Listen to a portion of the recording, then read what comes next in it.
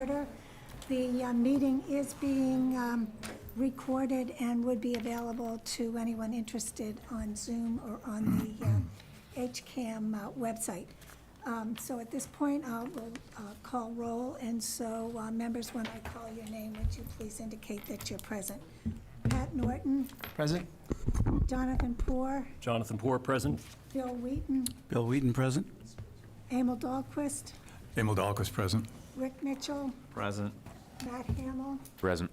And Marnie Crouch, present. I note for the record that Beth Herr is absent.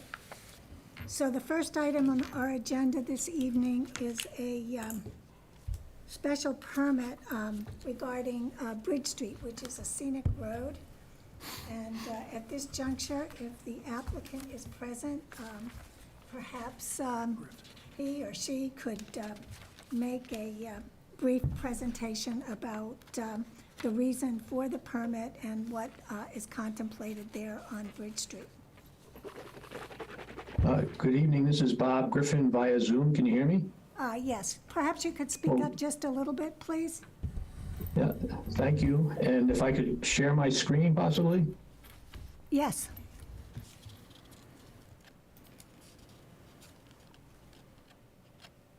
Should be allowed. I don't see any option here to share my screen, but, It's coming. okay. It says I'm not a whiz at this either.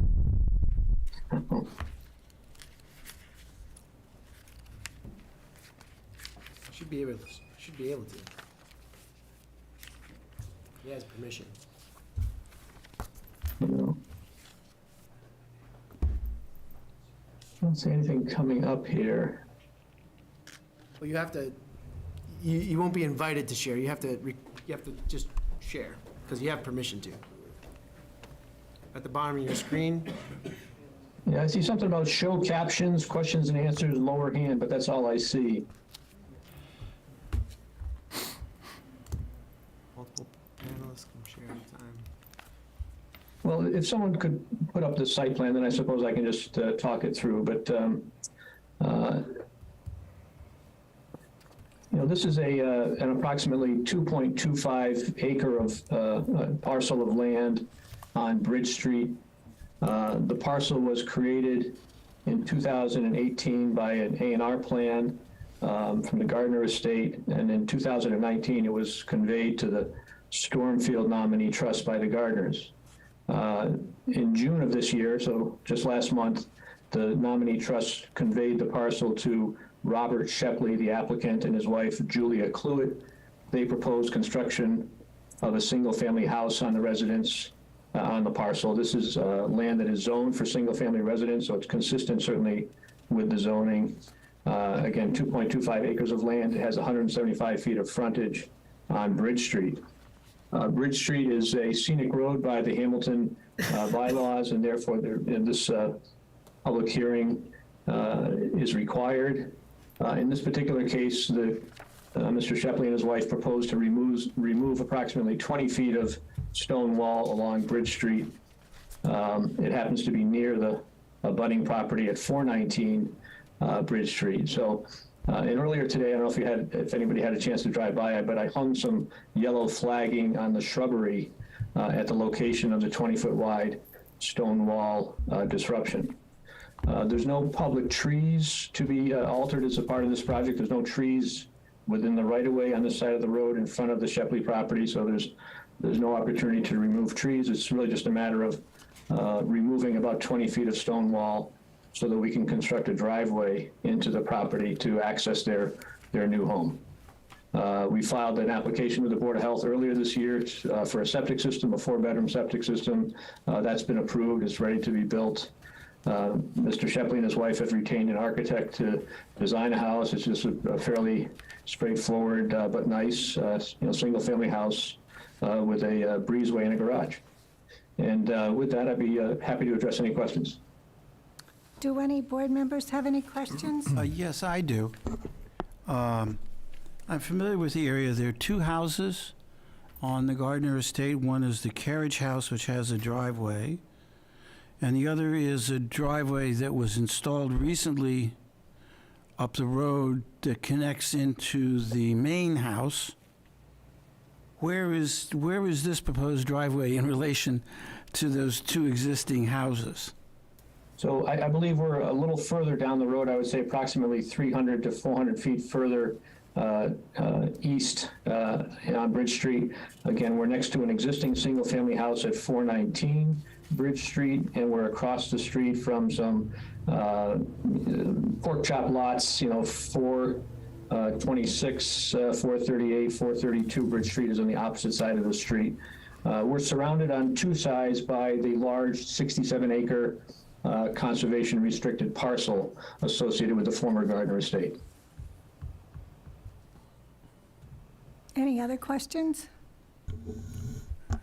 A suggestion, but not necessarily a requirement, is when interrupting a wall, sometimes it looks interrupted if you just remove the pieces that you need to remove.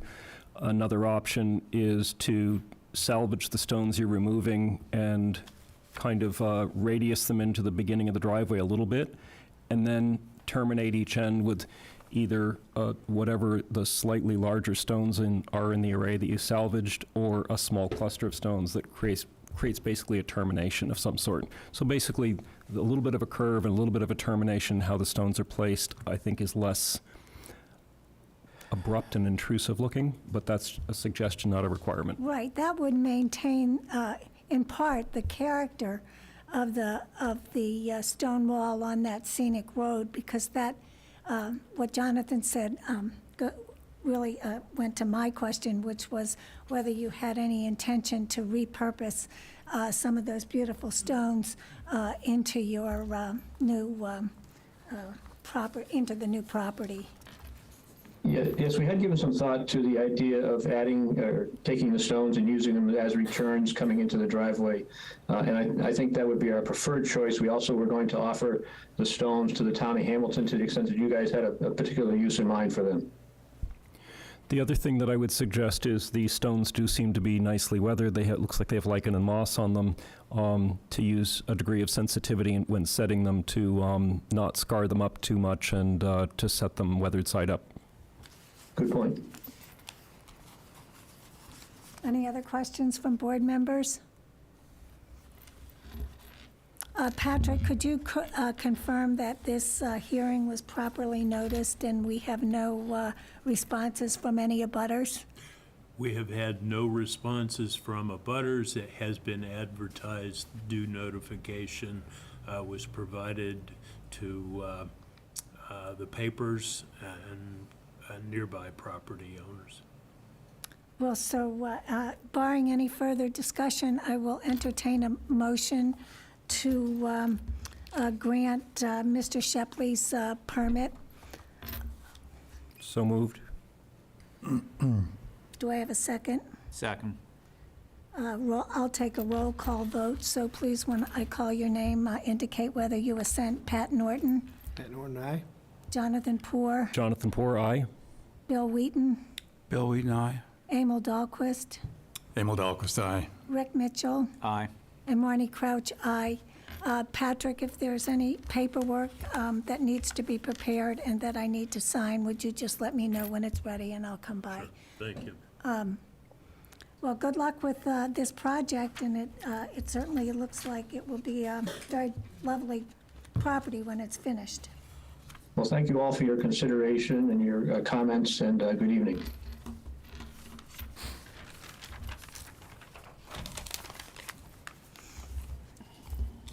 The next item on our agenda is our further discussions on the draft overlay district for the Gordon Conwell Theological Seminary. It's my understanding that Dr. Barnes wanted to make a few remarks, so we'll hear from Dr. Barnes, and then I'll open up the meeting to discussion among board members and members of the public.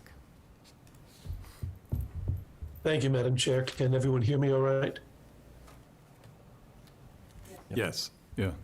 Wonderful. My apologies for not being there in person. I'm on Zoom. I'm teaching in Oxford for a few weeks this summer, so it's about 11 after midnight here, so forgive me. I'll do my best to keep it brief.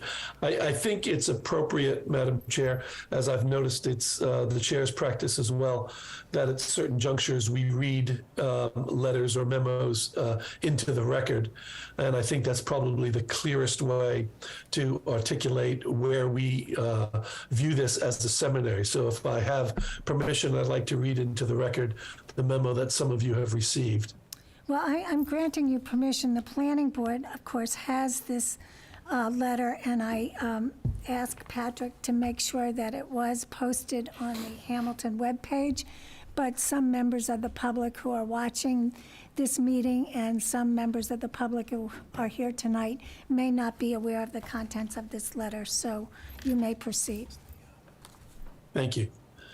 As you know, several years ago, representatives of the town of Hamilton approached the seminary to see whether we would be interested in the commercial overlay district for our property at 130 Essex Street. The purpose of the overture was in response to the findings of the town's master plan committee, which had identified the property as a potential site for future commercial development. Such development would generate significant tax revenue for the town, and while the seminary had no intention of selling the property, an overlay district could potentially fast-track any future sale should the seminary's circumstances change. In early 2020, the seminary began the process of locating a purchaser for underutilized student apartments. And in March of 2021, the seminary entered into a purchase and sale agreement with Harbor Light Community Partners, Inc. for the sale of 2 apartment buildings with an option for the remaining 4. Harbor Light proceeded to file petitions with the Hamilton Zoning Board of Appeals, seeking both a change of use from student accommodation to affordable housing units and a density variance, as the buildings had originally been constructed under the provisions of the Dover Amendment.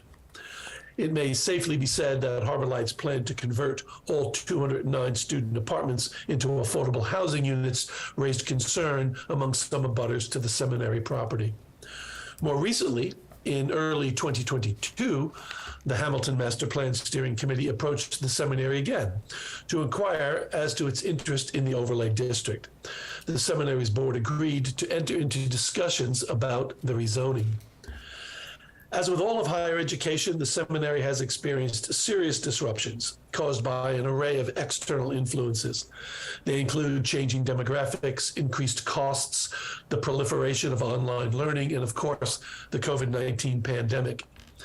The impact has been unprecedented in terms of both speed and breadth of change, with the demand for traditional residential theological education being most affected.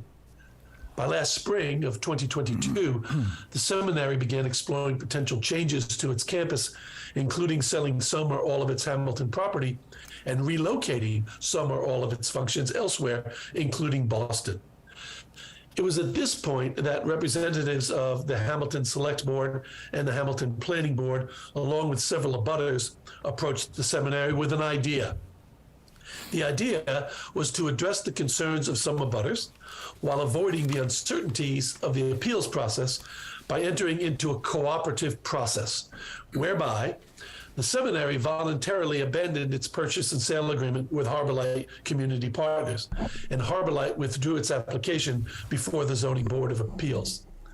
The Select Board and the seminary agreed, engaged, and paid for the services of 2 consultancies, Abramson Associates and Gamble Associates, for the purpose of determining the best use of the property going forward. Their study included multiple public meetings with all stakeholders, after which they produced a final report for the consideration of the seminary, the Select Board, and the Planning Board. This was completed in April of this year. The Planning Board then began consideration of an overlay district for the property, which it has been doing up to the present. The seminary and the Select Board have been discussing a development agreement to accompany the overlay district, both for consideration at a future town meeting, which we have again been doing up to this point. However, since the commencement of this process, there have been 2 significant developments that have brought us to this juncture, and they are: 1, the seminary, having completed its due diligence on the possible move to Boston, has determined that those plans are not feasible. The implication is that now it is highly likely that we will remain on a good deal of the property for the foreseeable future. Secondly, the planning board has taken a form-based approach to the zoning of the property, which, while interesting and worthy of consideration, has significantly complicated the process. And by the chair's own admission at the January 27th meeting, may be too complicated for the people to digest at the fall town meeting and too difficult to complete within that time frame. At that meeting, the chair then proposed a dual-track approach for the current interregnum. One, the chair has continued to refine the current draft of the bylaw. And two, the seminary has been invited to share its thoughts at this meeting. These are our thoughts. The process to date has considerably advanced the conversation about how best to rezone the seminary's property. While we do not have complete agreement on the details, there appears to be important common ground, including that conceptually, the seminary property readily breaks into 3 distinct districts or campuses, to use the terminology of the consultants. That beneficial potential uses include over 55 housing, commercial, professional use, biotech, multifamily apartment, senior assisted complexes, etc. And that the tax revenues will be meaningful and beneficial. Having discussed the current situation internally, we are of the opinion that the best way forward would be for the planning board to draft an overlay district only for the existing 209 student apartments, allowing for their sale and use as market rate residences with a yet to be determined set aside for affordable housing. This approach would have several benefits. One, it would allow the people of the town to vote on a very simple and easy to understand bylaw at the fall town meeting. Two, essentially, nothing would change vis-a-vis the use of the buildings, except the property and the roads would almost certainly be improved by a developer, and the income level of the residents would increase, even among the affordable units. 3, the property would go on to the tax rolls, generating an estimated $1.6 million in revenue for the town in the near future. 4, the town would meet its 40B requirements. 5, the seminary would monetize its underutilized asset, securing its financial future and buying us time to deal with a possible phase 2 development. 6, the seminary would remain on the current site for the foreseeable future. 7, there would no longer be the need for a development agreement. 8, the planning board would have much more time to draft an overlay district should it continue to wish to do so. And 9, the abutters would retain their ability to participate in future development discussions. We'd like to emphasize one additional point. Most of the complexity, and one may even say angst, regarding the redevelopment of the campus has been involved with what the consultants referred to as the central campus. The assumption has been that the seminary would prefer to sell that portion of the property and remain on Browns Hill. That is not necessarily the case. Selling the buildings on Browns Hill and moving to the tranquil setting and historic buildings of the central campus is a viable option that is currently under consideration. Lastly, we want to sincerely thank the Select Board, the Planning Board, and the abutters for inviting us to participate in this process. We especially want to recognize the immense work that the Planning Board and the consultants have done, none of which is wasted. While we continue to maintain that the task of drafting the overlay district does not require a concrete proposed development, the above approach would give all the parties sufficient time so that it may be possible for the seminary or a potential purchaser to bring forward such a proposed development for the town's consideration. In that event, the work everyone has done to date will help inform the rezoning process such a proposal would necessarily require. That being said, the above approach will also give everyone the additional time to draft a zoning bylaw for the remainder of the property, should we decide to continue this process in the nearer term. We've all learned a great deal during this process, and we will no doubt learn more as we seek the best pathway forward. At the end of the day, however, the final decision will rest with the people of Hamilton, and we're confident that this simple, low-impact solution is worthy of their consideration. Madam Chair, thank you for the opportunity to read this into the record. Thank you, Dr. Barnes.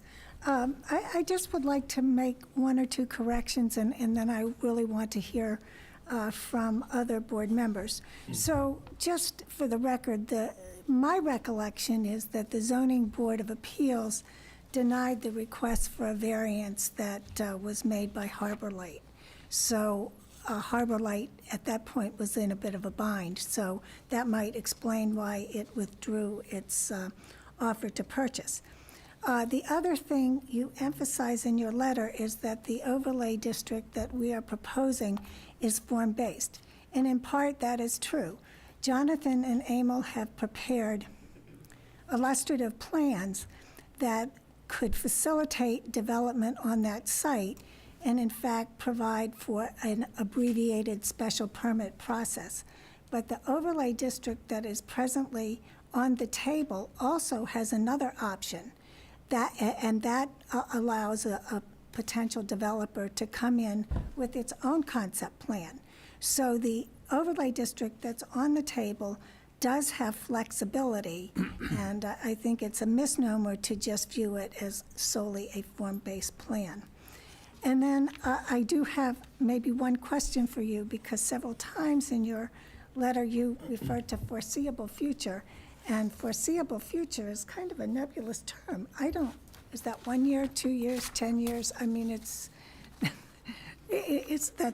an unknown, and I'm being a little bit facetious on that point.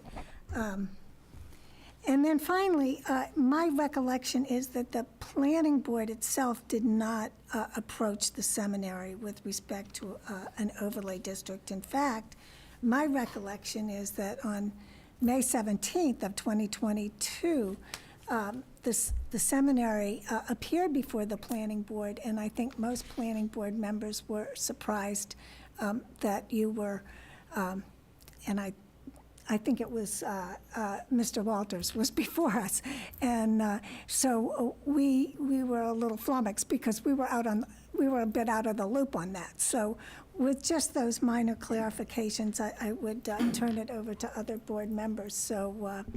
Madam Chair, if I may just address some of what you said quickly. The Zoning Board of Appeals did not make a ruling on the Harbor Light application. What they gave were indications, and they said that they didn't see a problem with the change of use. They did have concerns about the variance, but no decision was actually adjudicated on their part. Right. In terms of the involvement of the planning board in the idea that was presented to the seminary, I think I say in my letter, it was representatives of the select board, the planning board, and the abutters.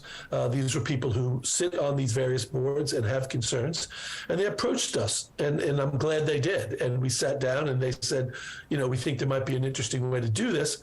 Would you participate? And we've been participating for the last year. So that's the way that came about. Madam Chairman, I have two questions. Oh, before you speak, Bill, I'm remiss if I don't say this. What we're having here tonight is a discussion. We received your letter, Dr. Barnes, at about 7 p.m. last evening. So whatever anyone says on this planning board this evening, I'm not going to hold them to their particular views. And in fact, if planning board members say something tonight and take a 180-degree turn in their thinking by the next meeting, that's perfectly fine. We need to synthesize this letter and really understand its ramifications. So, and the other thing I want to emphasize is that at some point I want the planning board to speak with one voice with respect to this proposal. So whatever members say tonight it's really just a discussion. you may keep your views or you may change them, but we're not making any definitive rulings here tonight. And I reiterate that people can change their mind at any point, and that my goal is for the planning board to adopt a single position. But I do want to hear from all the members and get their reaction to your letter. With that said, Bill, go ahead. Okay, I just had 2 points of clarification. So in this division of the land into an overlay district that encompasses the 2 sets of apartment buildings, the dormitories, and then the rest of the hill, do you intend to keep the retreat house and the stable as part of the, that portion which you keep, as opposed to, connecting it with the apartment section, let's call it that? Where do those buildings belong? In which zone?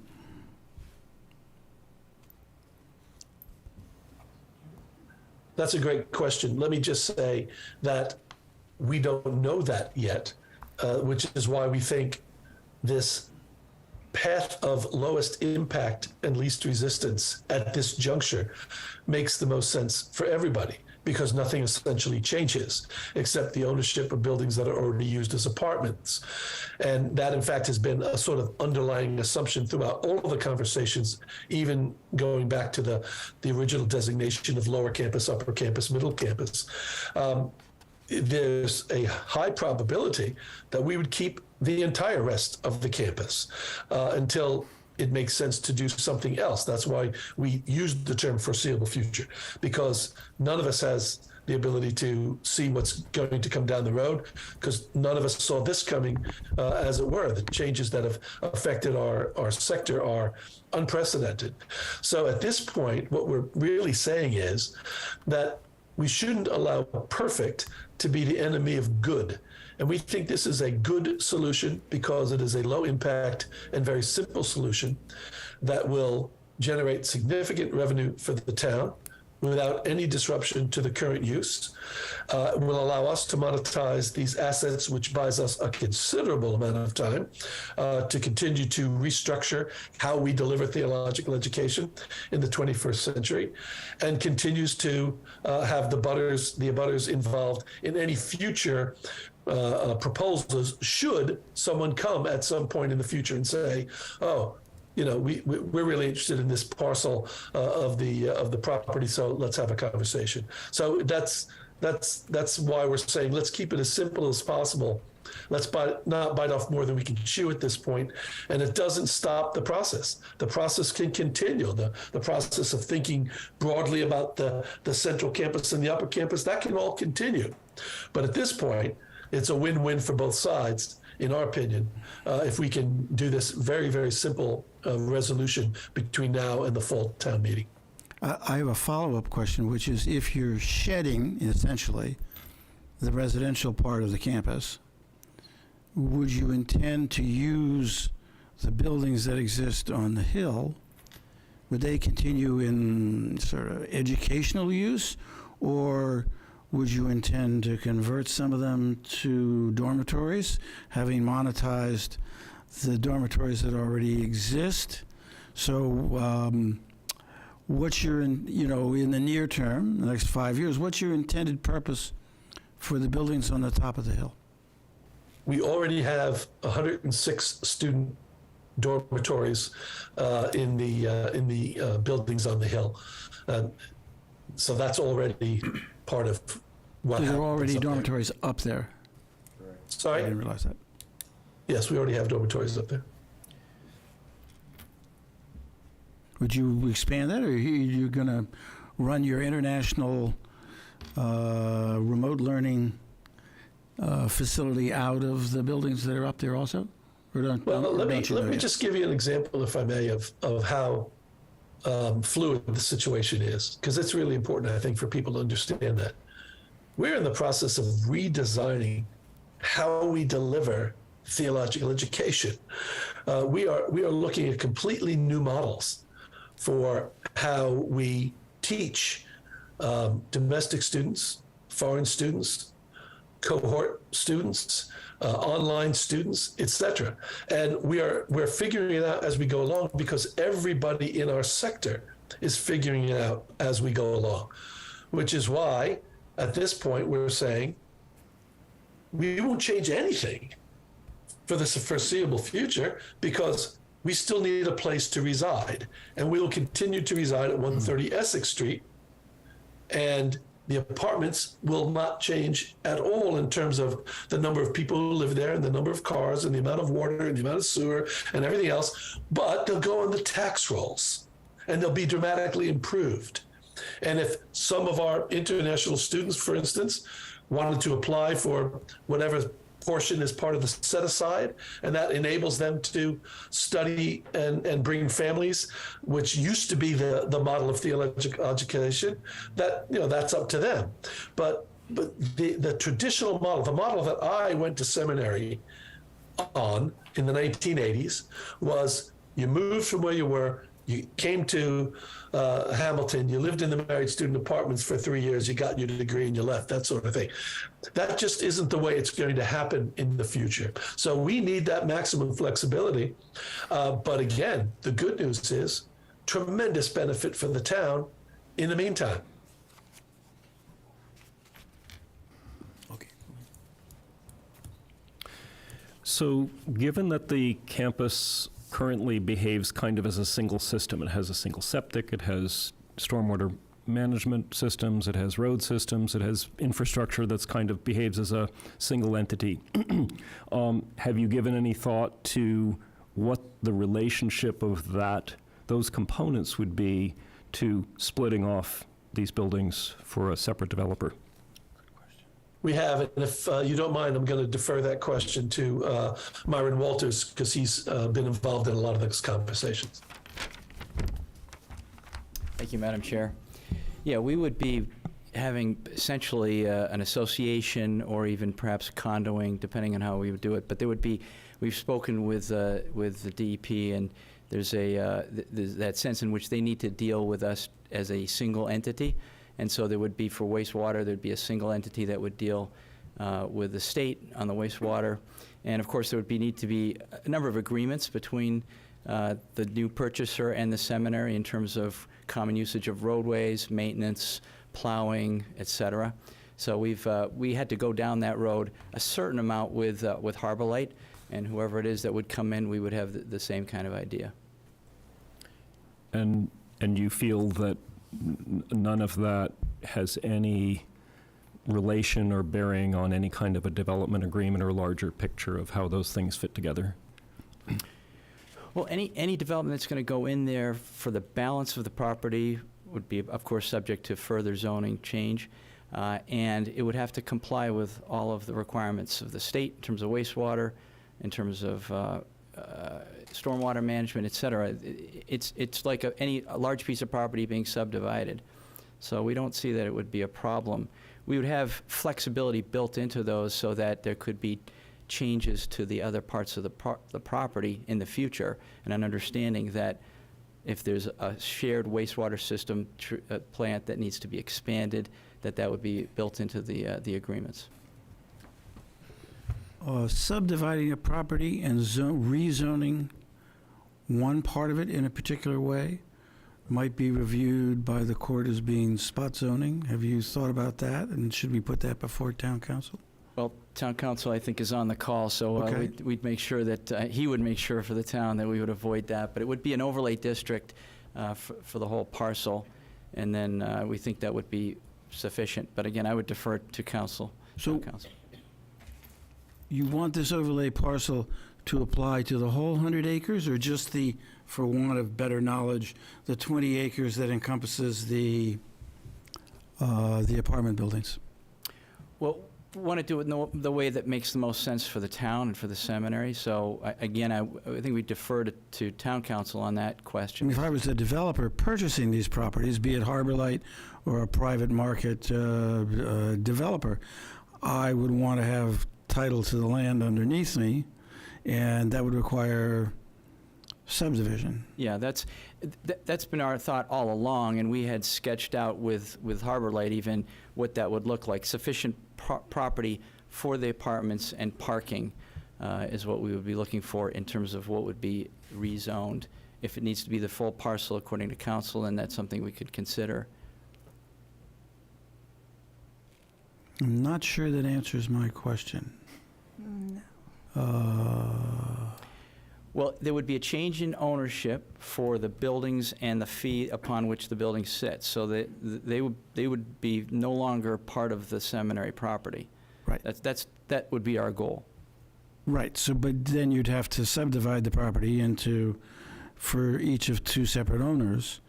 And then if you only zone one of those two parcels, that might be construed as spot zoning. I'm not an attorney, but that's an issue that has come up often in the Commonwealth.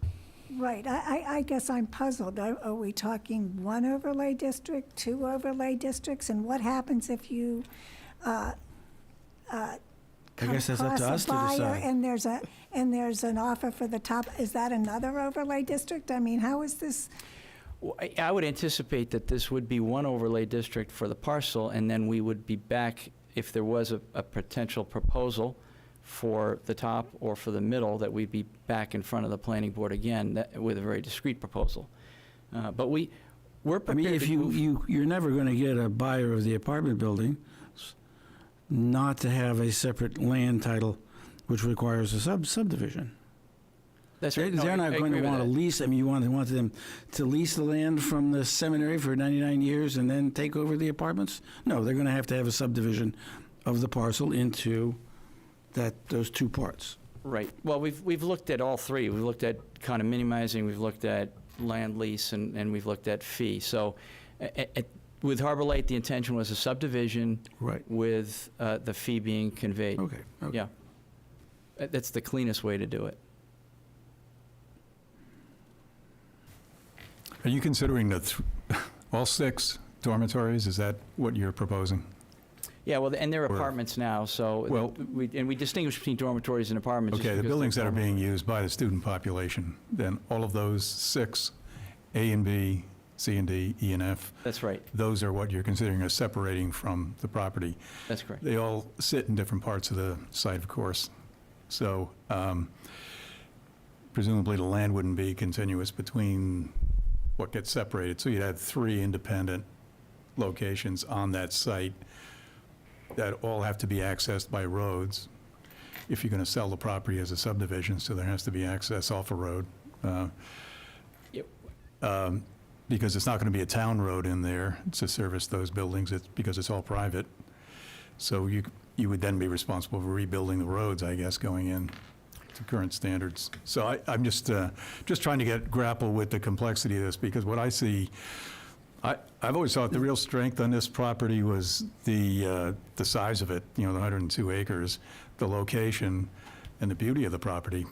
And when you start, compartmentalizing it, taking it piece by piece, and then crafting different codes maybe for different parts of it, depending, it, potentially is not going to be as lucrative as it could be, I think, for the seminary but that's your decision.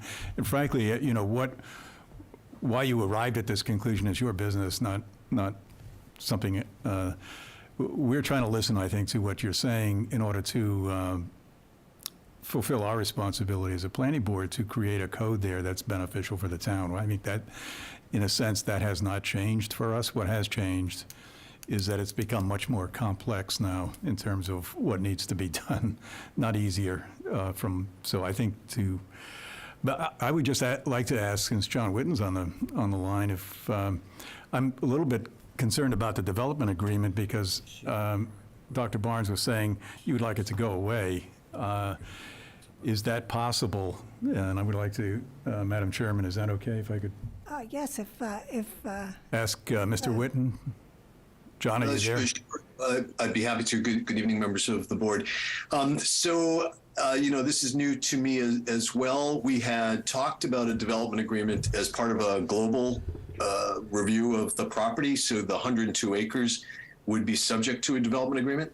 I think my quick read of the proposal would suggest that each of these sectors, whether it's the lower campus and then the upper and middle, they each could be subject to a development agreement. Or I think the proposal is no development agreement at all.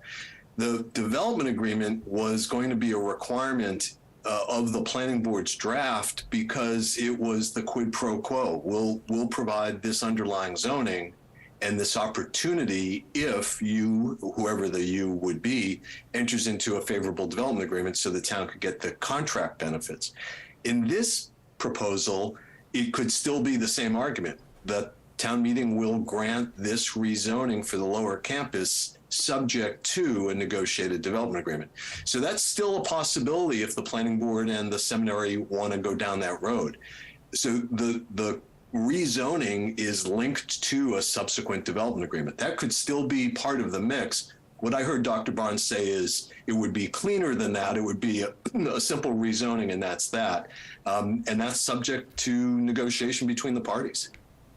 But the seminary isn't proposing development on this site. It's proposing simply a repurposing and reuse of existing buildings, which the overlay district could limit the number of units in that area to the 209 that are already there. So it doesn't imply that there's more development down there. It could even, further development could even be prohibited by the overlay district. It simply allows various forms of multifamily use, which are not allowed by the underlying zoning. And that, if I could just, I don't mean to interrupt, but if I could just add, that would be the reason for the development agreement, because town meeting would be asked to provide for a reuse of the lower campus. And that is the quid pro quo. In order to reuse the lower campus, the town benefits through a negotiated development agreement. So that could still be part of the conversation. There's no reason why it couldn't be. I understand where the seminary is coming from. I totally get that. But again, it's a negotiated process. The other thing, if I could, Madam Chair, just add while I have the floor just for a second, the other option, and I haven't spoken to Merwin or the seminary about this, the other option is to think about repurposing the lower campus without a rezoning. One way to do it, not popular, but could be constructive, in this case, could be a local initiative program, a LIP 40B, where the select board issue that endorsement, that becomes like a development agreement because the select board endorse the concept of the 200 plus units being converted in exchange for approval of, and then that becomes the development agreement part. So that's another option. And I don't know whether tonight is the night to discuss that, but I didn't want to not say that. The rezoning is not the only way to repurpose the lower campus. In our thinking on the development agreement particularly is, of course, the complexity, as we've seen over the last 6 months, is in the middle, primarily in the middle campus, but then also the upper campus. So the simplicity of just the change of ownership, really, of the apartments to private, not non-charitable, right, or not charitable, it just suggests that a development agreement isn't necessary or it doesn't need to be anywhere near as complex as what we would have anticipated if we had a full 102 acres, all the various uses.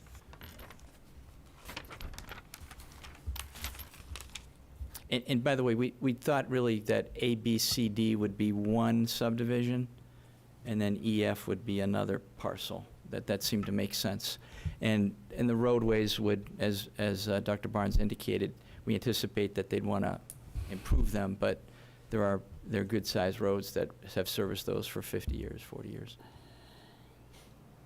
Rick, did you want to say something? Yeah, I want to sort of back up and understand where the seminary is in terms of its future plans. Merwin, how many students are on campus now, enrolled in the school? Enrolled. Enrolled the whole school or just the Hamilton campus? The Hamilton campus. At one time, it was 1,300 for the entire. Online, we have about 1,300 students, but now that 400 of them are here. So 400 on campus. And currently with 400 students, does that make your operations financially viable? Maybe I can answer this. The seminary is quite economically viable with online. So Charlotte had to be supported by the Hamilton campus for about 20 years because they didn't generate enough income. But now the Charlotte campus is mostly all online, and it's helping to support the Hamilton campus. The footprint is way too large when you're moving so much online. And so the new business model we're working towards is not just full-time students moving there, but also cohorts who will come for 1 week or 2 week intensives. So that's what Ken is talking about. The whole model is changing in higher education. I'm in discussion with 2 or 3 other seminaries about possible mergers, cooperation, and so forth. So all this is happening within about 2 or 3 years. It's happening very rapidly, and we're trying to be responsible both in responding to all the consultants' work, the work that you've done and so forth, the discussions with the abutters, and at the same time making sure that we have an economic model that has longevity. And that requires a lot of flexibility. But I would also like to underscore that both the planning board and the consultants looked at the campus in 3 parts. And all of our maps have it colored that way and so forth. And it makes perfect sense to view it that way. We are in touch with a real estate agent, and they said when people look at the campus, nobody yet has said, I want to buy the whole thing and develop the whole thing. You know, they're looking at the top of the hill, or they're looking at the apartments and so forth. So all of this is sort of common sense, but we want to make sure that as it's developed in the future, it's going to be a place we're comfortable with, because now it looks like there's a very good chance we're going to stay there. Does that make sense, Rick? Yeah, it's still that level of, what's the word I want? The level of uncertainty, because we hear what the intent is, but and throughout this process, there's no clarity. Well, that's the market, okay? And when we take a look at first at selling the property, it was at the end of COVID, and there were many biolab groups that were interested.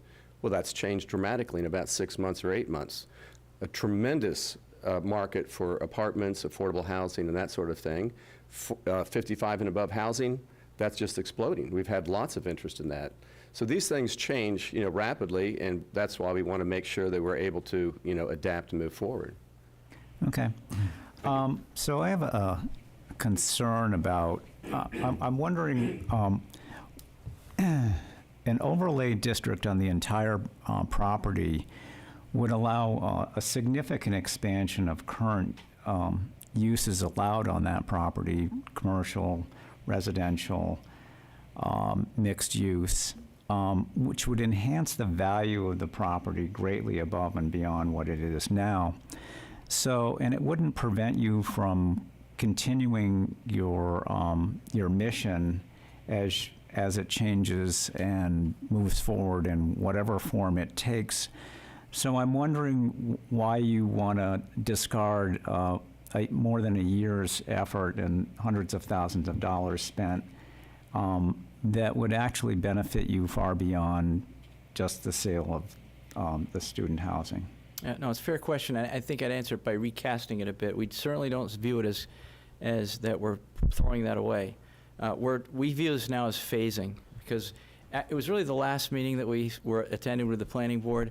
The level of complexity that the bylaw is now taking, it's 16 pages, doesn't include any dimensional requirements, doesn't include any tables. Excuse me, Mr. Walters. Yes, Madam As Chair. we've explained time and time again, this is a public process, and we are in the process of drafting this. You got one of the first drafts of this overlay district, and this process starts out looking really difficult and really hard. And over time, it will get more and more tight and more direct in what it allows. And so to say that we haven't finished our work as a criticism, I think is very unfair. Oh, no, I apologize if it came out in any way suggesting that, and it's not. I think you said it's in a draft right now. What I'm saying is the complexity of the current draft leaves us thinking there's not a clear road to being able to get to November to the town meeting sufficiently with people having enough time to look at it, et cetera. And so we're saying, let's multi-phase this. We would continue this process, but we saying, let's go for the lowest hanging fruit that everybody's agreed on. The current planning board draft includes that the apartments are basically the apartments. It's one of the only things that, as of right now in the draft. Let's do that because we feel that the town will support it, we're hoping the planning board will support it, the select board will support it, the residents will. We can get to that. And again, this is good for the town as well as the seminary. There's a win-win with the apartments because it goes on the tax rolls. You get your 40B solved just with this one thing. We will continue to come for the next year with the planning board if the planning board wants to continue the process. You've received from us a very detailed, 5 weeks ago, 7-page document from the seminary, single-spaced, indicating what we thought was helpful and good in the zoning bylaw draft and what we thought were issues and concerns for us. So we're participating. We have participated faithfully throughout the whole process. We're not criticizing. We're simply looking at the tea leaves thinking, doesn't look like we're going to be able to get this draft before the town in a form that everybody can feel comfortable with. And I think the hardest thing, if we want to talk about throwing anything away, the hardest thing will be if we go as the planning board and as the seminary, select board, we go to the town with something that doesn't pass, because that puts us all in a tough spot. The seminary can't monetize the apartments. The town doesn't get the tax revenues from the apartments, which will happen quickly. And we're looking at maybe, who knows how many months or even a couple of years before we get something through. We would continue the process and get to that second phase of the bylaw, get an overlay district that does encompass the top and the middle. What we're saying is this is low-hanging fruit that we can all agree on. Let's get this done and then move forward. So we're not suggesting abandoning anything, Mr. Mitchell. So the question, why the rush? Scott has just indicated that Chapel Hill is a self-supporting institution, that takes a great deal of burden off you. Why all of a sudden do we switch direction?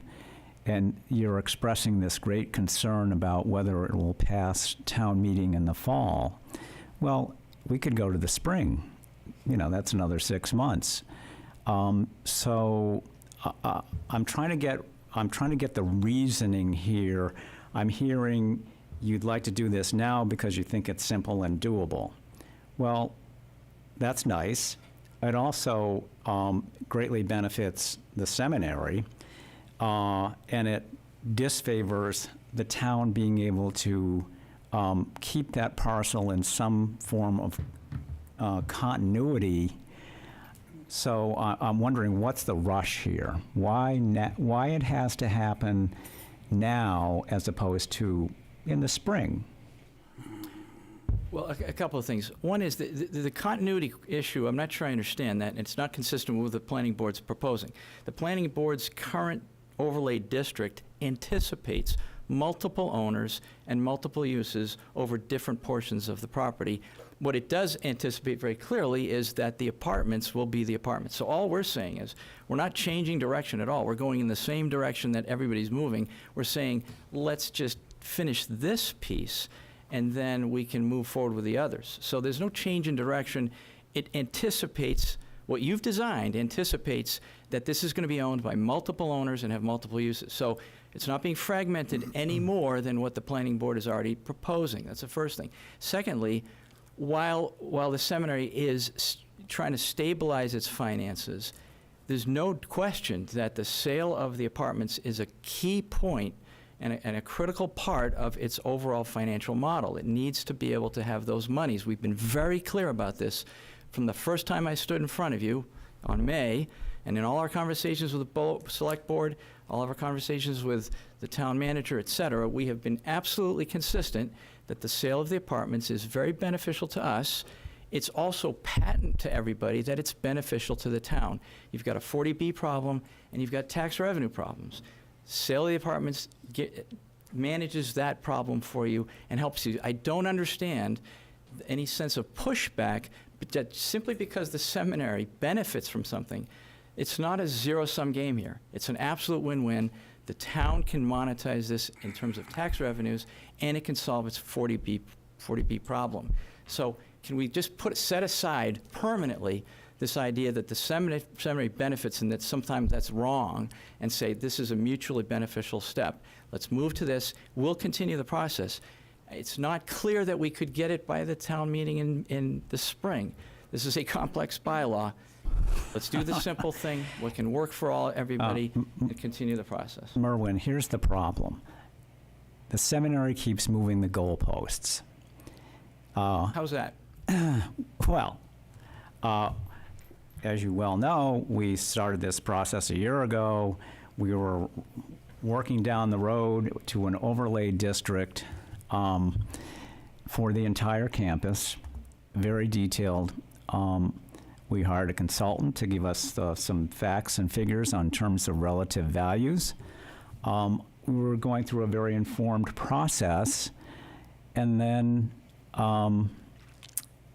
the seminary announces after a year ago saying they were leaving the campus, that put everybody into motion, said, well, we're not leaving the campus, but we don't know what form we're staying in the campus, and we don't know the extent of that. It leaves us right back where we started with no clarity, no certainty, and it's totally dependent on the fluctuations of the market, understood, where we have the ability, to your benefit, to maximize the value to you and to the town by having a very clear, concise, well-defined bylaw, so everybody in town knows what, if it is going to be developed, what potentially could go there and in what form it's going to be. So I'm just feeling very uncomfortable, as I was at the beginning, when there was no coherent, consistent, comprehensive plan for this piece of property. And that's what this board has been working on for, the last 6 months. And here we are again, the rug's been pulled out. Well, we don't know. We might stay, we might go, it might be in this form, but sell this piece of property because we know from Abramson, you could get $25 to $30 million for that piece of property. That's great. But then what happens to the rest of the property? We don't know.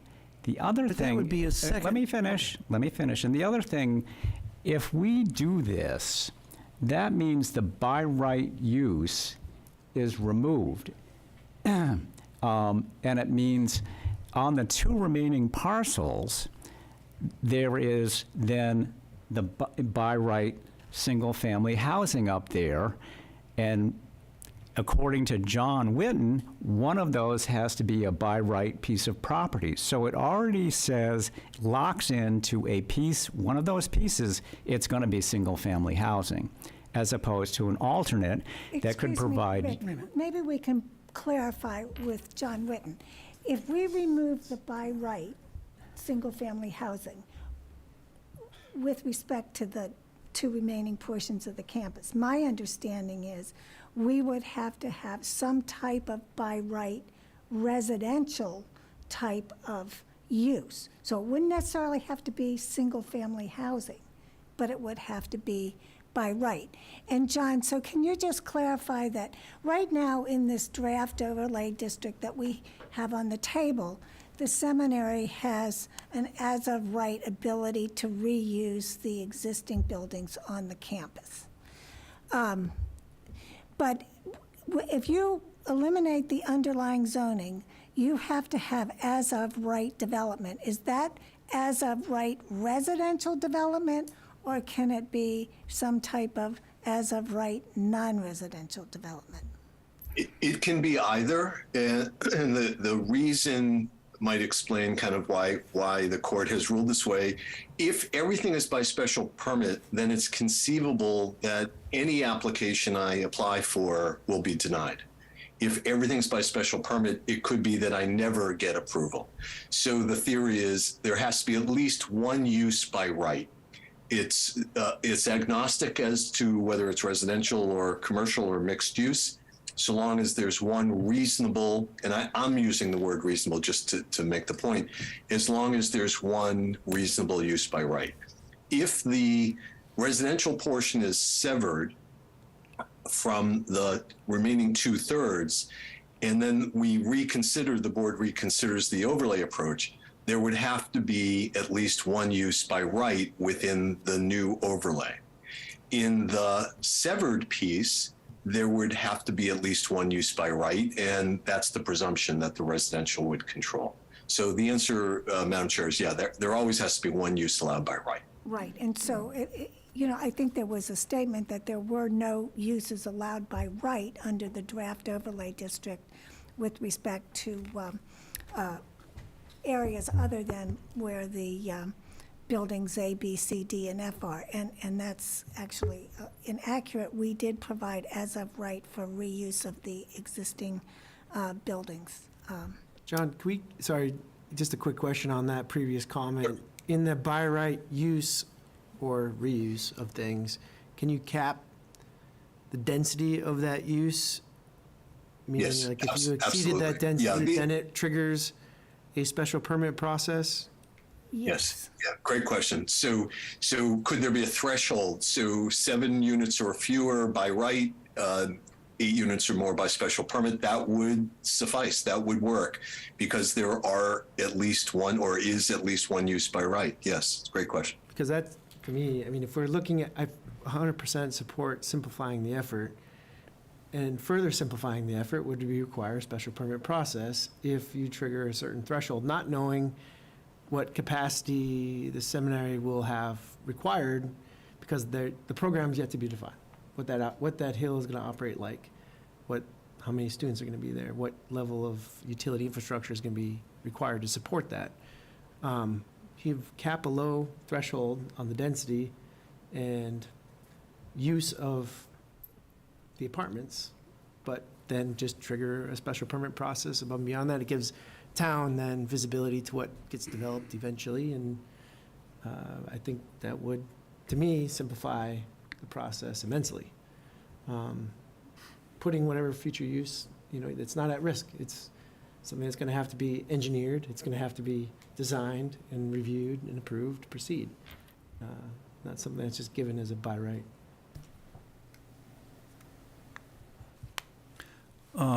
The way I look at it, this is just 2 special purpose districts. And if all the planning that we have done to date didn't involve basically keeping the apartments and developing multifamily in that sort of lower part of the campus, then I might be a little adverse to this. But since all the planning involved keeping the buildings essentially as that were there, having one special overlay district for that part of the campus and then developing a second overlay district, which would be much more complex because it would have to allow for more options for the rest of the campus. I don't see anything wrong with that, and I don't think it actually contradicts or, overrides the effort that's already been done, which involved mostly considering what kind of development we wanted on the middle and the upper portions of the campus. There wasn't that much doubt about what we were going to do with the lower campus. This just sort of allows that to go forward more rapidly. And then we can sit and think for a while more about what we want to do with the middle and the upper, see how the market unfolds, see how the seminary's needs evolve. I agree with that. Well, let me just comment on that. By taking the parcel in whole, yes, I think that didn't escape me that the dormitories or the residential portions of this remain as they were being planned. That is true. I think what changes is that when this was originally laid out in terms of how you're going to address the site or codify it in a way that predicts, gives you a result that is predictable. I think when you start studying it, when you look at the preferences and so forth, that's when the sort of the planning or design comes into it. What areas need to be denser? What areas need to be thinner or less dense? What areas need to be what? And there was an effort, except for A and B and C and D, which sort of exist on its own, but certainly with E and F dormitories, considered effort to kind of bring in larger buildings in contact with those buildings because it just, it was a good relationship between buildings. It sort of blended them in better because the idea is not to create buildings, put a barrier around them so you have, and to separate them from everything else, but it's to unify things, to bring them so that everything is integrated and works together, as Jonathan was saying, as a system. And all of the street conditions are identical throughout the site, so there's a consistency there. The lamp poles are the same. I mean, that's a detail, but it all matters because it all comes together. Street configurations and sidewalks. I mean, you can tell when you go through an area like that that it was thought through as a whole piece. When you start taking it apart into individual pieces, that's when it starts to break down. Because what will happen is now, it's a question for me, but do you need now a separate code for the dormitory or residential complex on that? In other words, special provisions, does that get its own section? You know, we were looking at like 3 major districts in the central part of the campus there because they're all actually slightly different in a way that needs to be codified. Subtle, but they're all different. And that was what we were saying. So now we're going to add another one that needs to be codified slightly differently than the others. So that's really what I meant by it's become, from our standpoint, you know, from a working standpoint, coming up with a code more difficult in that respect. Not impossible, but it's just more difficult. And how many times do we want to do this? And then we get another change. We're gonna sell the retreat building and whatever, or build on other parts of the property. You know, as I said before, what you do as an organization is up to you, and we have to, in a way, respond to that, to work with the town and come up with the best plan we can for the community. We're looking out for the community, but we're certainly aware of what benefits the institution and very mindful of that, really. And believe what you say, that you too like the campus and are very proud of the place that where you've been for 50 years. I believe that to be true. And so we're really working hard to try to keep that, to keep the spaces open that really bring that meaning to the site. And that's the thing we're trying to protect. And so so from my standpoint, is this the beginning of now multiple pieces that get developed over time differently in a way that once you release project number 1 or number 2, now you have different owners who like different conditions. So you start to get disparity between the different parts of the campus.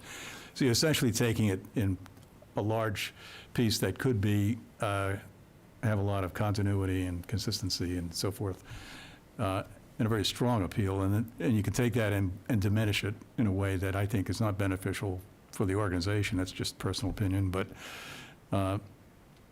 that's what I would see happening, because that, from my standpoint, it would be what would happen. So I think what you folks are looking for is just a very simple code that says we like to consider all options and whatever. So it's not really a great way to write a code, to be honest, and from my standpoint anyway, because it just becomes, you're creating, in a sense, the complexity that you're complaining about. So that's part of the issue. The hard work is being done by the planning board in coming up with a way to do that. Once this is in place, this is going to be very easy to interpret for developers. It's going to be easy to administer as far as the planning board is concerned, because it makes so much sense, and there is a continuity. And it's predictable. And that's the other thing. Will it sell to the public? I certainly hope so in the end, but I think it has to be predictable. If it's not predictable, and if it's too vague, too general, too flexible, you think the public would vote for that? especially in terms of density or intensity of development, numbers of people, types of, I mean, uses are probably the easiest thing to define there on the site, but beyond that, boy, it's a real question mark. And I think, the concerns that we have heard is traffic, it's water supply, it's, certainly septic, and all those things that do have to be considered in advance if again, the town is going to approve this in town meeting. I think they know that, they pick up on that, and we've already heard questions from the public about those things. So, kind of a long-winded answer, but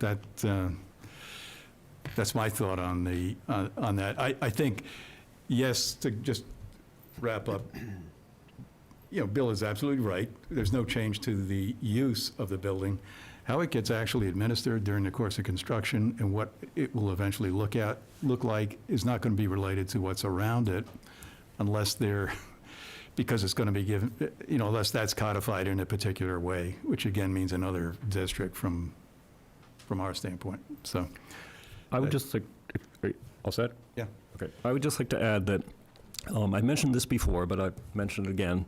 It's not so much about the buildings or the uses of the buildings, it's the relationships of the spaces between the buildings. And one of the things that the planning board worked very hard at and actually showed proof of is that we could get the same benefit, the same financial benefit that the consultants got in basically, instead of wallpapering the site with uniform set of uses, if we organized the spaces between the buildings, made them denser in some places and more open in other places, we were able to get the same financial benefit and protect more of the open space, create more protections for the abutters, create more meaningful sort of common spaces within clusters. So there was added benefit that comes out in dollars, saleability, protection of the abutters, and interests in the town. And that's not from just looking at the buildings as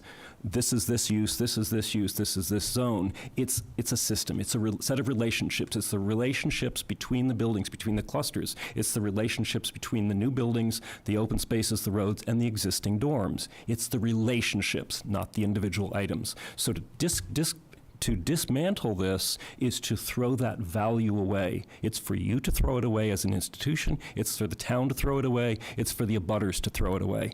I do not support a piecemeal approach to any kind of planning. It always leaves things on the table.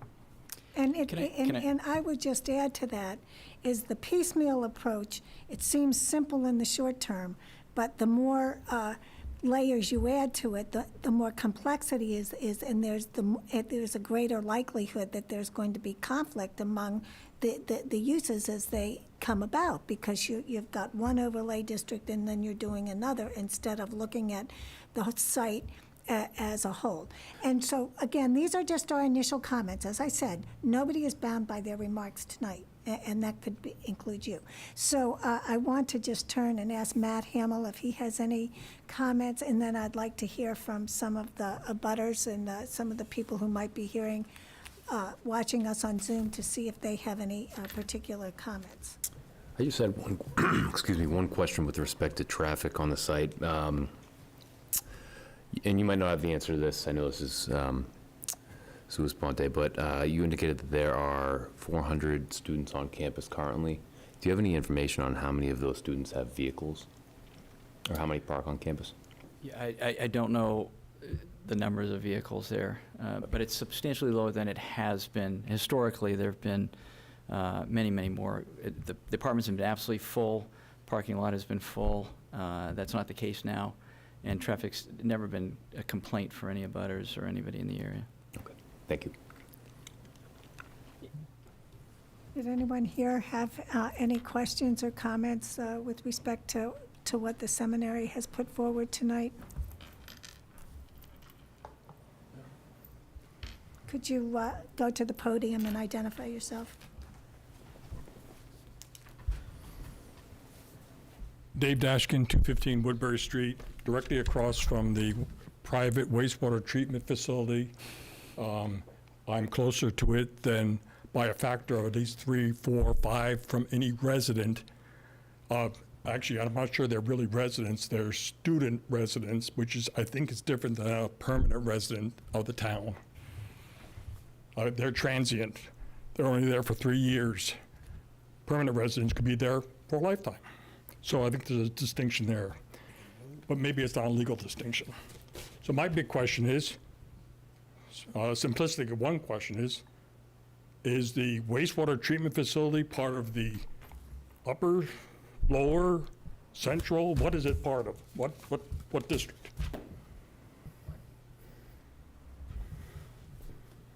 Yeah, so the wastewater treatment plant is a single plant right now that treats all the wastewater for all of the buildings. There's no intention to change that now. That would continue on. It is, because again, the use will be the same, and so it is constructed sufficiently to handle all of the waste of the current buildings. Obviously, if there's any further development elsewhere, then it would have to meet the state codes with respect to being able to manage the wastewater. Since the town has no knowledge of what's there, could we get that detailed information about what is there? What's the current, all the equipment that's currently in there, and what it's sized for, the engineering behind it, because we don't have it. The town doesn't have it. Yeah, yeah, we can look, I think we provide to the state a lot of that information as well. Well, then can you get it back to the, tell us who in the state, where to get it from the state, if we have to go there? Or you can Sure. provide it directly to us. You can actually reach out to the Board of Health in the town of Hamilton. Sorry, it's right here. That is not true. I've done that. They have no information about it. All they get is a monthly courtesy report on the effluent from the wastewater treatment plant, so that's not true. I get the same report and has all the information of the It does equipment and not, the it capacity. does not list the equipment or anything else like that. It doesn't. I've read them. So you're wrong about that. So my suggestion is, as I said at the last meeting, move the wastewater treatment plant into that central campus. It currently sits in Zone 2 of a wellhead. It sits in the protected wellhead for the tubs off of Bridge Street, and it's also in the 1985 water protection zone. So it should be moved. Unless the existing law says, even if the law changes, you're permitted to just keep grandfather something that is polluting our well water. I could go on.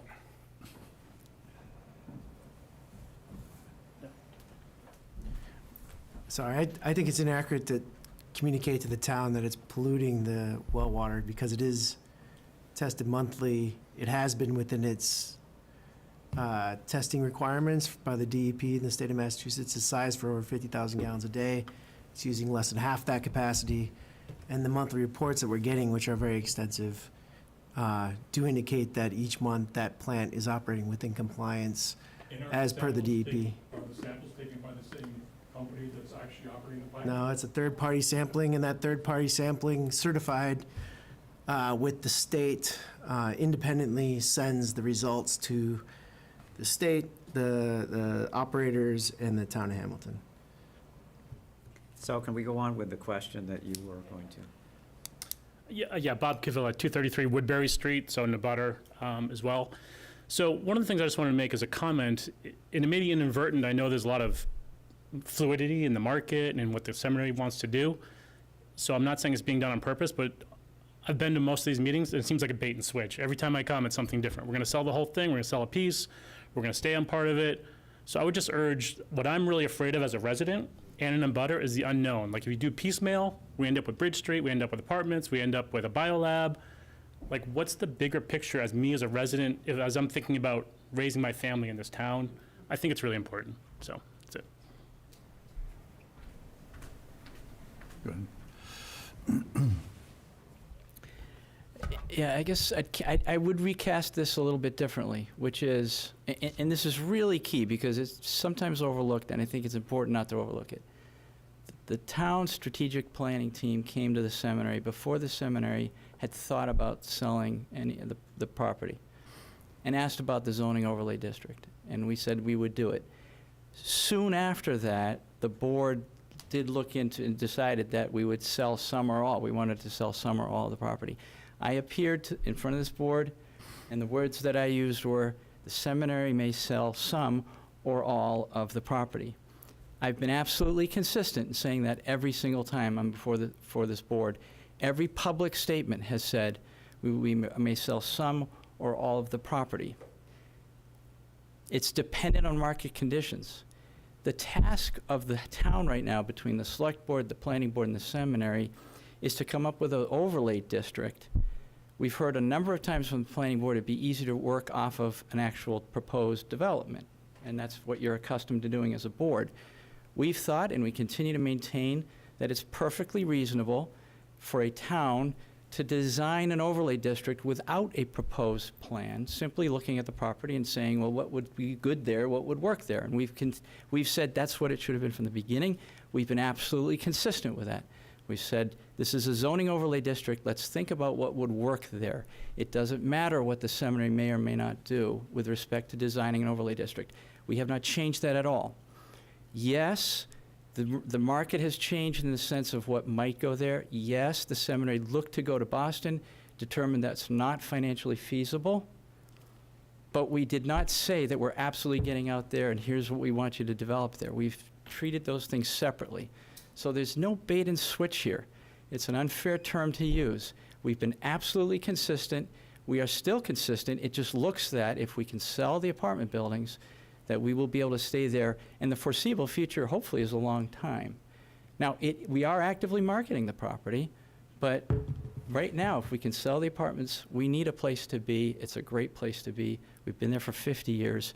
There's nothing driving us out of there other than the financial piece, and that would be solved significantly with the apartment buildings.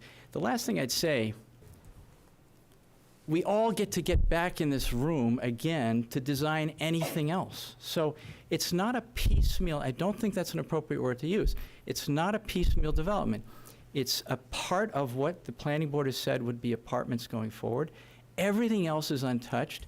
Everything else is on the table for the planning board, for the abutters, for the town, for the select board, for a development agreement for the seminary to negotiate and discuss in the future. We would be committed to go forward consistent with what we've been doing for a year and a half, which is to create an overlay district for the entire parcel. If the planning board wants to do that, we're on board. We don't think we need a proposal.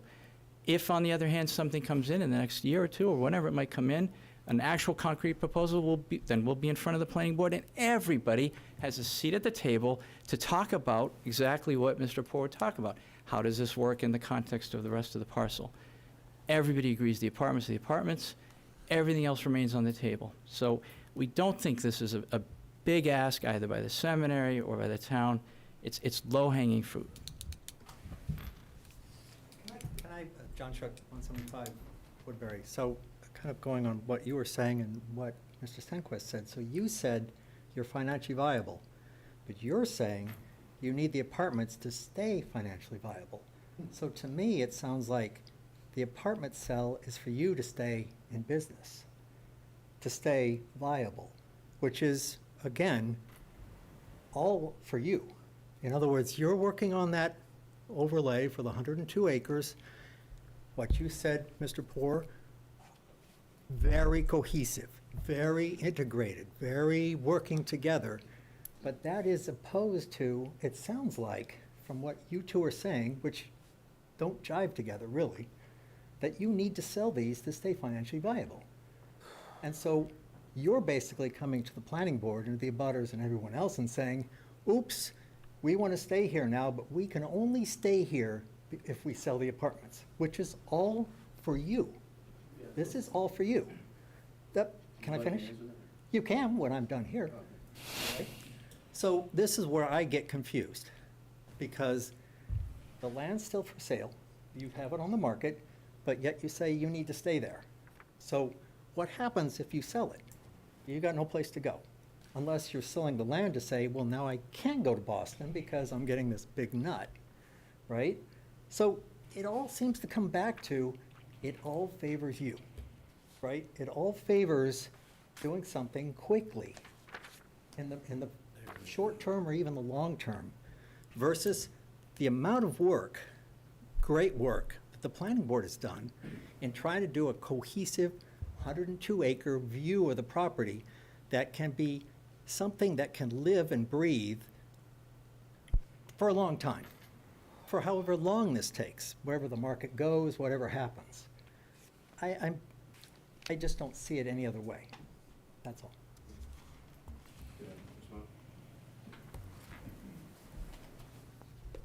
We have never hidden the fact that we've had financial problems. The first months that I came to the seminary, people from the select board came over to the seminary, invited them to talk to them. And at that point, there was a suggestion that the seminary pay, I don't know, $50,000 per student per year that we're sending to local schools because we should be carrying our weight. And I said at that point, we can't do that. You know, we're having trouble paying our bills, you know, enrollment's going down and so forth. We don't have that kind of money. We have to work on our business model. So that's never been a secret, okay? Yes, we do need to sell part of the property. That's why we're selling the property, in order to move forward. The property's way too big. Colleges, universities are downsizing their footprints left and right, or they're closing left and right. We want to have a footprint that will have a good business model for longevity. Our board of trustees, our alumni, the president of the seminary loves that property. And now, after looking at Boston, this has been an iterative process. We had this many options at first. And then we looked at Boston, 19 different properties. We brought in structural engineers to see and all of a sudden it was down to 2 properties. And then after spending thousands and thousands of dollars, we said that's not workable. So the board of trustees voted, if we can, let's have a residential model on the property. And so it's been an iterative process going through. We had this many options, and now we're down to one, which we really like. And what we really like about that is that we're working with the town and with our alumni and with the students and the faculty that we think we can stay on part of the property, and that would be best for the seminary and for the town. Because if we're going to be on part of the property, we care about it, because these are our students and our faculty, our students' kids who are playing there on the property, and they're running into the neighbors' yards, and the neighbors come over and they walk. And so I feel very positive about the direction we're headed in now, but it took 1.5 years or 2 years to get to this point. There's been no secret about the fact we have financial issues, we have too much property, and now we're going to stay, or we'd like to stay on the property if at all possible. So it's not bait and switch, it's not changing, it's not, the property is going to be a patchwork of things. We care about the property, we appreciate the process, we don't want to stop the process. We think it'd be good for the town and be good for us if we're going to be on that property. But in the meantime, yes, we have financial issues. We will pay our bills this year. We'll pay them next year, but barely. We'll have to let go of people. But we want to make this decision so we can move forward for the sake of our education. But again, iterative process, not patchwork. We're not changing the direction. We just had all of these different options, and now we're down with greater clarity. Thank you. But I guess it goes back again, though. You have to sell that to stay financially viable, so coming up this... Please speak at the podium. Okay, sorry. So that still underscores the fact, though, that you're coming to the planning board to say, now, we're going to make this easy to sell the dorms because it's financially in your best interest to stay viable, versus the work that's been done here on a, global, holistic view of addressing the 102 acres. This still comes down to the fact that you want to circumvent that for your benefit. Come on, you just said you did. You said you need the money. And so that's what bothers me, in the fact that it seems self-serving, to circumvent this process, that's all. John Despic, 195 Woodbury. You've had financial problems. You've been financial, forgive me, deadbeats for decades. So my question now is, and I understand it's a religious organization, this is not a commercial enterprise. My question now is, after you make a windfall, presumably on these deals, will you pay anything near the proportionate amount that you volunteered to pay decades ago? Or will you split part of the capital gains with the town? And another question, another comment actually. I remember, Scott, you sitting and standing in front of a group of us vowing to win our trust. Personally, I feel betrayed when someone talks about building 1 million square feet of property in a rural setting. I ran a company that owned a building, a small building in a big city, 143,000 square feet. 1 million square feet? I couldn't believe it when I read it. I was shocked, and I'm dismayed. And if you would answer the question about paying going forward once you make a windfall, I'd be very curious and grateful.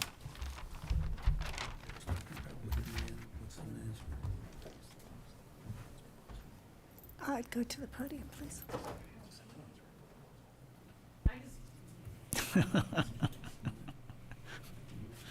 Nancy Dashkin, 215 Woodbury Street. I have a comment and a question. I'm sorry I was late, so this may have been answered. And here's my question. If you sell 4 of your dorms and you still want to have a residential campus, where are the residents going to live? Even though they're sold? They can live in them. Why couldn't they live in them? Well, I'm asking the question because you then have a commercial property that you are putting your students in, and I don't know what the legal implications are if you no longer own those properties as part of a not-for-profit educational institution, and these, what used to be dorms, are now market-driven apartments. And if what you're saying is you won't provide housing for those students and they have to buy market-driven rentals, that's fine. I just need that clarification, because as you're talking, having lived across the street from the seminary for more than 30 years, there are seldom full 12-month residents with all of those apartments being occupied. And now there are fewer, there's no doubt about it. But when you talk about selling off A, B, C, and D, and maybe not E and F, or maybe E and F, and you're talking about 200 units, again, to go back to what other people have said, this dramatically changes the neighborhood. So I just think that's important for everybody to recognize. Secondly, even though that septic system may qualify with all the testing and everything, if you live across the street from it, you know it doesn't work because it stinks. It physically stinks, often and always. It's just a matter of how much. So the testing may be fine, but right now, with the fewest residents there in many, many years, it's not great. It's better, but it's not great. 2 o'clock in the morning, when they come, whoever they are, to drain it, and the big floodlights come right down our driveway. I mean, you know, it's not great, but it smells all the time. So I just want to make that comment. So all of this stuff is really important, no matter what happens, even if it's by right, A, B, C, and D, and not E and F. These are significant issues. Thank you. Is there anyone online, Pat, that has their hand raised? I apologize, I'm not able to see that. Not that I can see, and there's no Q&A. Okay, so unless anybody else wants to be heard, any board members want any last comments? I'm going to switch gears to board business. I thank you all for participating. Our discussions will continue, and I'm hoping that in the next meeting or thereabouts, the board will be able to make a determination as to how we intend to proceed. So with respect to board business, did the members have an opportunity to review the minutes that Patrick circulated? Just a note, I have a typo in there. I should not have included May 23rd of 2023. There's nothing there to that date, but everything else is in place for you. Did anyone, did the board have a chance to review the minutes? Now that the meeting's over, do we want to turn the air conditioning on? Did we turn it off?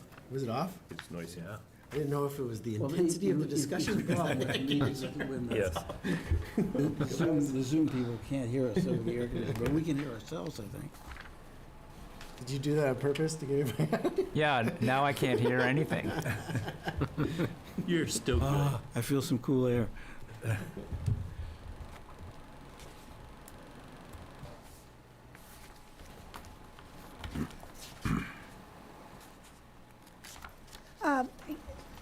know, if, Bill, did you have some corrections to the minutes? What I'm thinking is maybe we could just send our corrections to Patrick, and he could pass them on to Joan. Would that be acceptable? Sure.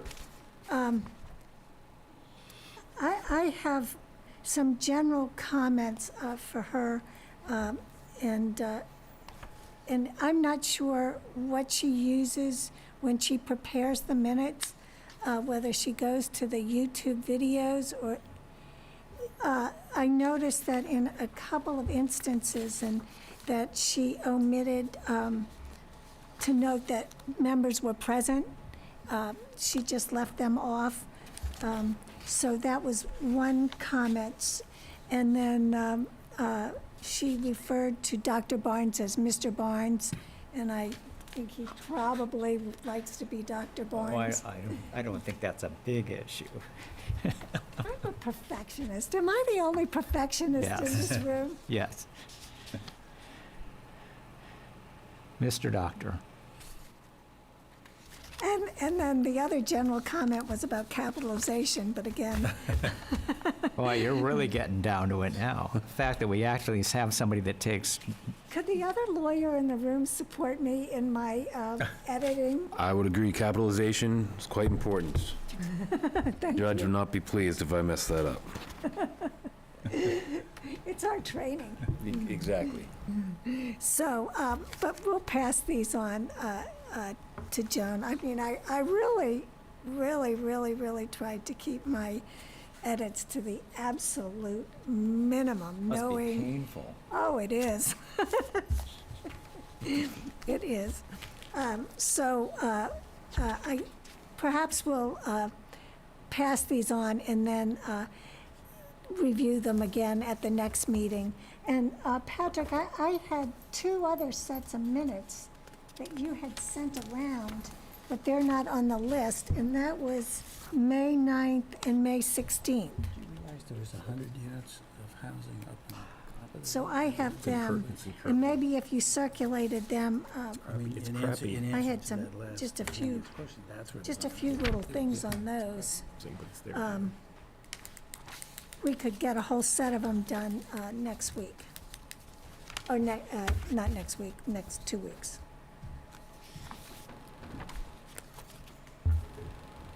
So if anybody has any corrections to the minutes, just forward them to Patrick.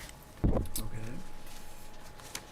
And so at our next meeting, I think what we're going to have to do is formulate a response to what the seminary is doing. And again, don't hold me to this, but my own thinking is that even though it sounds easy to carve out the apartments, and I'm not sure whether it's overlay District 1 and overlay District 2. I'm absolutely befuddled about that. And so I think, I lost my train of thought, but I think we have to formulate some type of response to that, whether this solves a problem or just creates another one. And we've made, I think, a tremendous amount of progress on our draft overlay district. Yes, there's some information that has to be added to it, but the overall structure is pretty clear. Would you agree that the latest draft makes clear that if you use the illustrative plans, it's right on in the Yeah. purposes. What happens if you use those illustrative plans? I mean, you have satisfied the design standards and many of the findings. And because there's an option of not using the illustrative plans, I'm not sure that the overlay district draft as it stands now couldn't be used by someone who wanted to buy those apartments.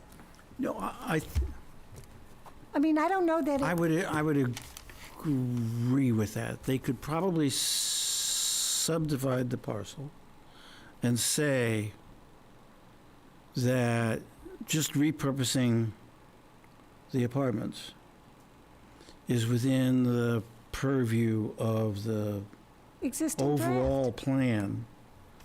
And then go ahead and do that, and then the rest of the plan. Goes And into, that would be, I mean, they might need, the way we've set it up, they might need no, they wouldn't need a special permit. If they were going to build units that were different than the illustrative plan, then they'd need a special permit. no, actually, not with respect to the dormitories. Right. A and B, C, and D, Right, right. that's all as I of mean, right. I think, frankly, their fear is that, Patrick, can you turn that off so I can, it really isn't very loud. the AC?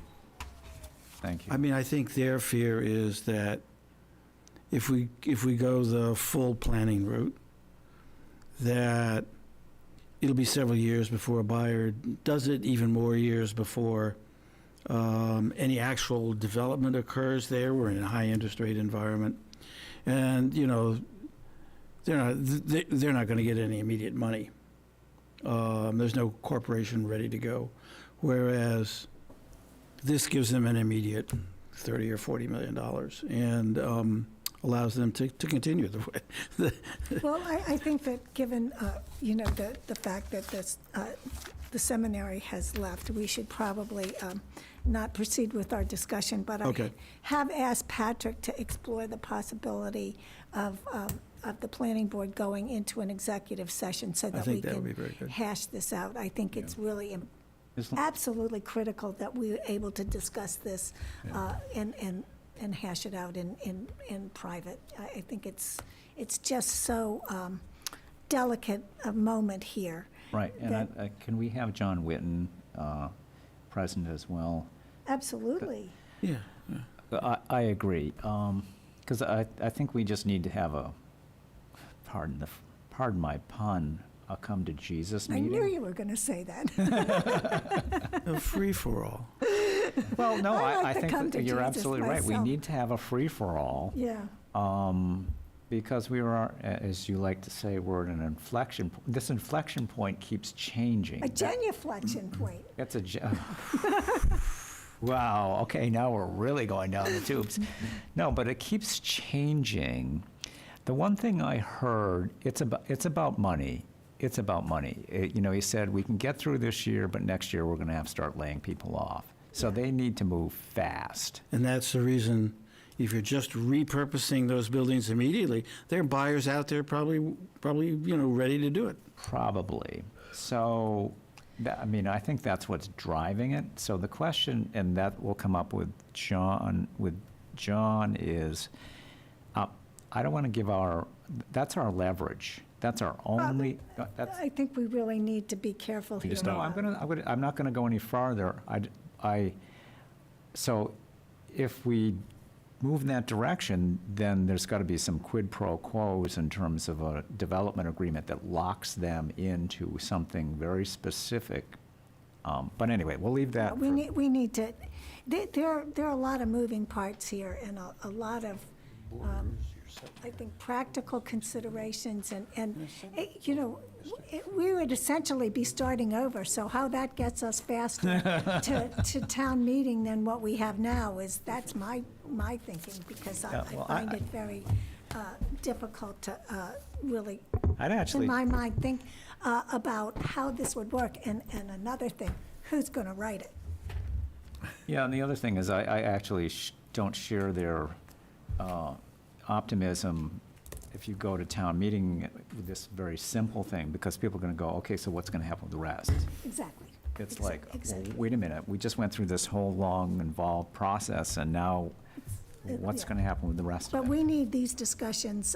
Right, so that'll be part of our knockdown, drag out.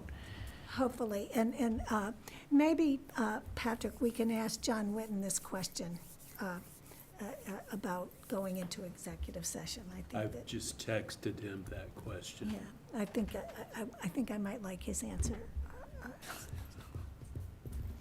Patrick, one of the, I mean, you can zone parcels, different uses from adjoining parcels without violating the spot zoning. But So if you long? subdivide and Oh, yeah. Subdivisions are perfectly fine to do that way. You know, I would be less concerned about spot zoning so long as there's public import and value to it. If there is a specific ownership that is the specific benefactor, that's when spot zoning has a greater likelihood of being legitimately contended against. But if there is a public good or benefit that is the outtake of the municipal action, it's not considered spot zoning. Right. And, you know, they're right, I mean, about the satisfying our 40B. I mean, that's a given. I mean, that, Well, you yeah, can't ignore that. Yeah, and, well, we'll wait. Yeah, we'll wait. We'll wait. So we're going to defer the minutes, and everybody who has some corrections or comments, we'll get them to Patrick in one form or another.